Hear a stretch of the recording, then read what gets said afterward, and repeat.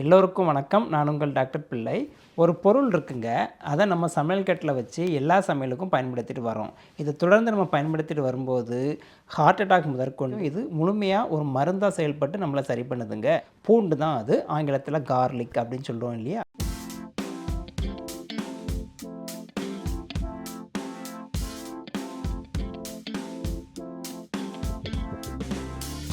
முதலாவது நல்ல விஷயம் என்ன தெரியுமா? உயர் ரத்த அழுத்தத்தை சூப்பராக இது குறைக்குதுங்க. அதுக்கு காரணம் இதில் உள்ள சல்ஃபர் காம்பவுண்டில் வரக்கூடிய ஆலிசின் அப்படின்னு சொல்லிட்டு ஒரு பொருள் தாங்க. இதுதான் ஹைப்பர் டென்ஷன் உள்ளவங்களுக்கு பிளட் ப்ரெஷரை சூப்பராக கண்ட்ரோல் பண்ணுது. ரெண்டாவது விஷயம் என்ன தெரியுமா?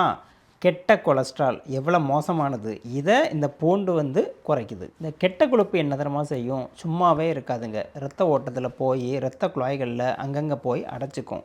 இதனால தான் நமக்கு ஹார்ட் அட்டாக் முதற்கொண்டு பல பிரச்சனைகள் வருதா. இந்த பூண்டு நம்ம தொடர்ந்து சாப்பிட்டு வரும்போது அந்த அழுக்கு மாதிரி ஒரு படிவம் படிகிறதை தடுத்து நம்மளை ஈஸியாக காப்பாற்றுது. மூணாவது விஷயம் என்ன தெரியுமா? நம்மளுடைய இரத்த குழாய்கள்லாம் சுவர் பகுதி இருக்குது இல்லையா, பல காரணங்களால் தேஞ்சு ஒரு மாதிரி டேமேஜ் ஆகி சில பேருக்கு இன்டர்னல் ப்ளீடிங் கூட வர வாய்ப்பு இருக்குங்க. ஆராய்ச்சி என்ன சொல்லுதுன்னா, உணவில் தொடர்ந்து பூண்டு சேர்த்துட்டு வந்தாச்சுன்னா இரத்த குழாய்களுக்கு இந்த ஆபத்தே வராது, அதோட ஃபங்க்ஷனும் இம்ப்ரூவ் ஆகும்னு சொல்லுது. இந்த பூண்டுக்கு பார்த்திங்கன்னா பிளட்டை தின்னாக ஆக்கக்கூடிய ப்ராப்பர்ட்டி இருக்குங்க. இதுதான் அந்த கிளாட்டெல்லாம் ரிமூவ் பண்ணி இரத்த ஓட்டத்தை அதிகப்படுத்துது. நாலாவது என்ன தெரியுமா?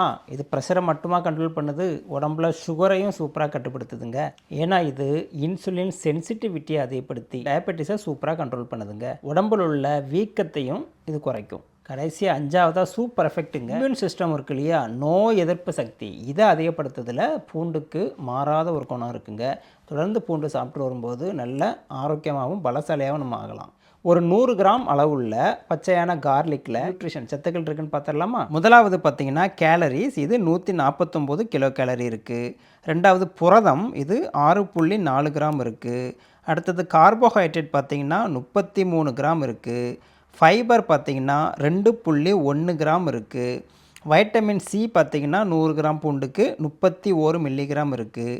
கால்சியம் 181 மில்லிகிராம் இருக்குது. பொட்டாசியம் 401 மில்லிகிராம் இருக்குது.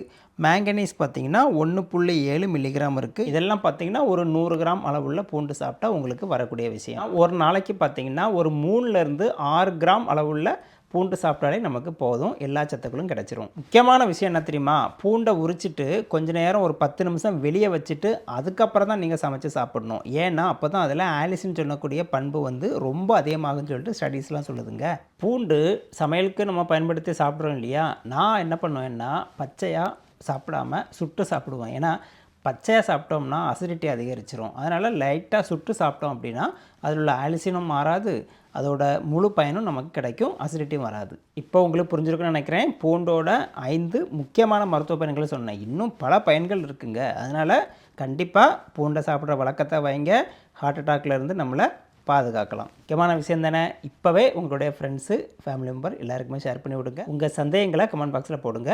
மீண்டும் அடுத்த வீடியோவில் சந்திக்கலாமா? லைக் பண்ண மறந்துடாதீங்க, சப்ஸ்கிரைப் பண்ண மறந்துடாதீங்க. நன்றி, வணக்கம்.